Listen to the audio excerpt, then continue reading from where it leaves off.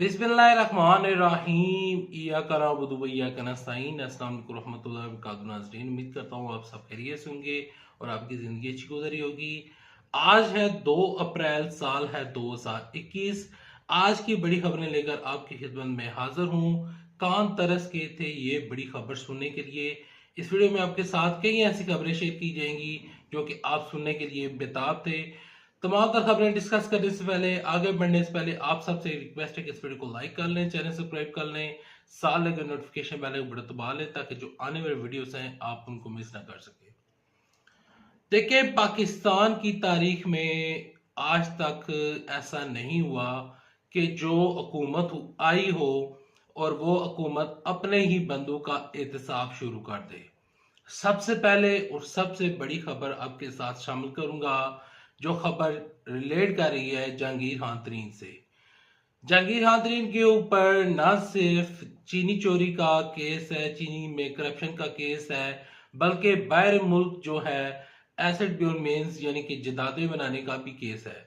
यहाँ पर जियो न्यूज के और जो सहाफ़ी हैं इंसार अब्बासी साहब, उनकी जानब से बाकायदा तौर पर यह लिखा गया है कि जहांगीर खान तरीन और अली तरीन के खिलाफ ठोस जो शवाहिद हैं नैब को मिल चुके हैं और नैब का जो घेरा है वो जहांगीर खान तरीन के गिर्द तंग हो रहा है। इसके ऊपर जो मुस्लिम लीग नून है और जो पीटीएम की जितनी भी इत्तेहादी हैं, उनका यह मौकफ है कि जहांगीर खान तरीन को गिरफ्तार नहीं किया जाएगा, क्योंकि जहांगीर खान तरीन जो है वो इमरान खान साहब के फेवरेट हैं और इनके फेवरेट होने की वजह से इमरान खान साहब जहांगीर खान तरीन के ऊपर हाथ नहीं उठाएंगे और ना ही हाथ उनके ऊपर रखेंगे और ना ही उनको गिरफ्तार किया जाएगा। तो ये हो, इसके बाद एक और बड़ी खबर आई और वो बड़ी खबर शहजाद अकबर ने दी। शहजाद अकबर ने कहा है कि एहतसाब के मामले में कोई भी हमारा फेवरेट नहीं है। वो कहते हैं कि एहतसाब होगा, हर शख्स का एहतसाब होगा और एहतसाब होकर ही रहेगा। वो कहते हैं कि शहजाद अकबर ने कहा है कि Jahangir Khan Tareen top of the list है, हम उनको किसी टाइम भी गिरफ्तार कर सकते हैं, नैब उनको गिरफ्तार कर सकती है। तो ये एक बड़ी खबर थी और इसके बाद बढ़ते हैं मजीद खबरों की जानब। अगली खबर है जनरल कमर बाजवा से रिलेटेड। जनरल कमर बाजवा से रिलेटेड ये खबर है कि देखें, आए दिन सोशल मीडिया के ऊपर और जो कुछ ऐसे सहाफ़ी मौजूद हैं जो कि अक्सर पाकिस्तान फौज के खिलाफ बातें करते हैं, पाकिस्तान फौज के खिलाफ कुछ भी कह दिया लेकिन कोई पूछने वाला नहीं था।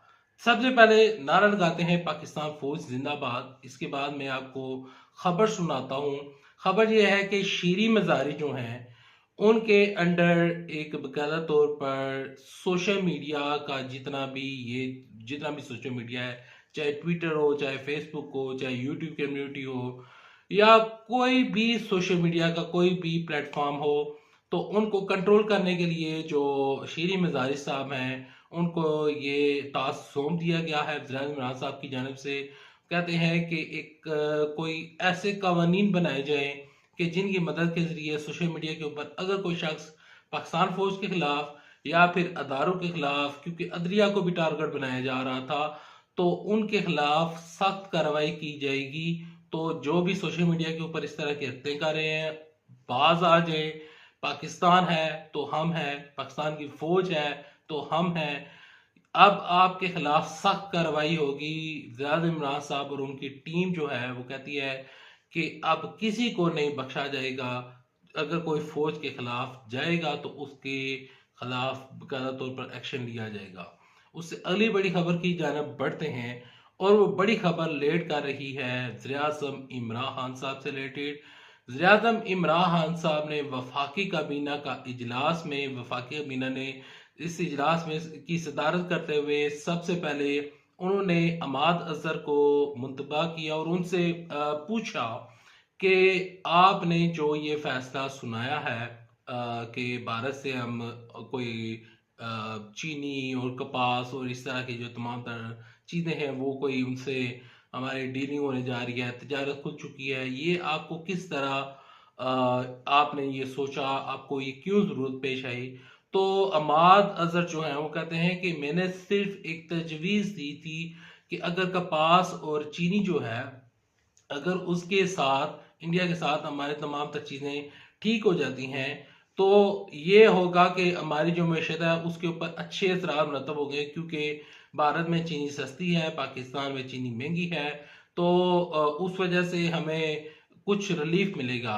तो ज़राए मियाद साहब ने बड़ा फैसला सुनाते हुए कहा है कि कश्मीर जब तक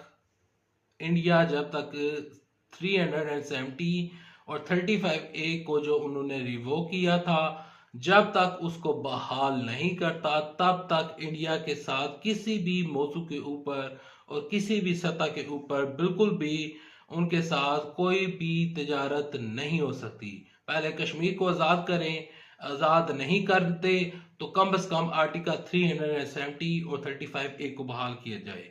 इससे अगली बड़ी खबर की जानब बढ़ते हैं, और वो खबर रिलेट कर रही है ब्रॉडशीट केस से रिलेटेड।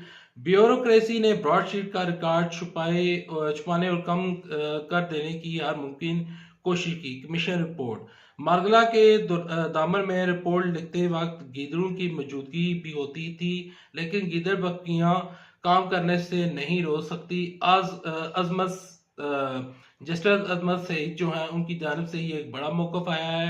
अदालत के सख्त रिमार्क्स आए हैं और कहते हैं कि ब्रॉडशीट में जितने भी लोग इन्वॉल्व हैं उनके खिलाफ कार्रवाई की जाएगी।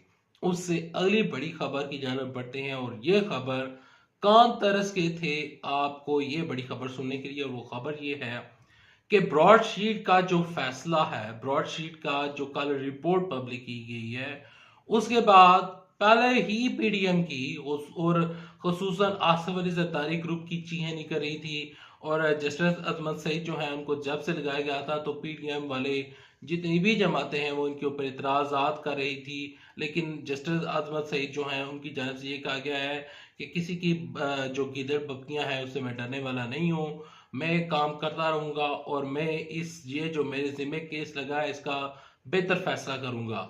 लेकिन ब्रॉडशीट का जो केस है वो इस टाइम आसिफ जरदारी के गले पड़ चुका है, क्योंकि पाकिस्तान की गवर्नमेंट फवाद चौधरी ने इस चीज का उन्होंने इशारा कर दिया है कि स्विस बैंकों के जितने भी केसेस आसिफ जरदारी के ऊपर मौजूद थे वो दोबारा खुलने जा रहे हैं और दोबारा खोले जा सकते हैं। इसका यही मतलब बनता है कि ब्रॉडशीट में जिस तरह कुछ नए इंकशाफात हुए हैं, करप्शन की नई दस्तानें खुली हैं और ऐसे ऐसे बंदों के नाम सामने आ रहे हैं जिनका हमने सोचा भी ना था। ब्रॉडशीट के ऊपर मुकम्मल एक वीडियो लाऊंगा, तमाम तर चीज़ें आपको उनसे आगाह करूंगा इंशाल्लाह। आपको तमाम तर चीज़ों से मैं आगाह करता रहूंगा। यहाँ पर एक और भी खबर आपके साथ शामिल कर लेते हैं, और वो खबर ये है कि पाकिस्तान में जो कोरोना वायरस की वैक्सीन है उनकी जो इंपोर्ट है वो काफ़ी ज़्यादा बढ़ चुकी है। पाकिस्तान चाइना से काफ़ी ज़्यादा जो खुराक है वो मंगवा रहा है, और हुकूमत जो है 98% उन्होंने ऐलान किया है कि 98% जो लोग हैं उनको फ्री कोरोना वायरस की वैक्सीन लगाई जाएगी और उनसे कोई पैसा नहीं लिया जाएगा। लेकिन अगर 2% जो लोग हैं अगर प्राइवेट लगवाना चाहते हैं तो उनको फीस पे करना पड़ेगी। तो ये थी आज की खबरें। उम्मीद करता हूँ वीडियो को पसंद आएगी। वीडियो पसंद आ रही तो वीडियो को लाइक कर लीजिएगा। और हाँ, यहाँ पर एक खबर मैं आपसे डिस्कस करना भूल गया था, और वो खबर ये है कि मरियम नवाज शरीफ के मुतालिक खबर आई है कि मरियम नवाज शरीफ की जो प्लेलेट्स हैं वो काफ़ी ज़्यादा कम हो रही हैं, और इस दफ़ा हुकूमत ने कहा है कि इस दफ़ा मरियम नवाज शरीफ का बाहर जाना मुश्किल ही नहीं नामुमकिन है, क्योंकि हम इसके ऊपर तमाम जो इनकी रिपोर्ट्स हैं उनको एग्जामिन करेंगे और फिर हमारी मेडिकल बोर्ड बैठेगी, और जो कोई पिछली दफ़ा डॉक्टर शीरी मज़ारी के आंसू निकले थे वो काम इस दफ़ा नहीं होगा। मरियम नवाज शरीफ के तमाम तर चीज़ों के ऊपर इंशाल्लाह एक नेक्स्ट वीडियो लाऊंगा, वो देखिएगा। उस वीडियो को देखने के लिए चैनल सब्सक्राइब करें, और मुझे अभी तक के लिए इजाज़त है। अल्लाह हाफिज़। पाकिस्तान जिंदाबाद। पाकिस्तान।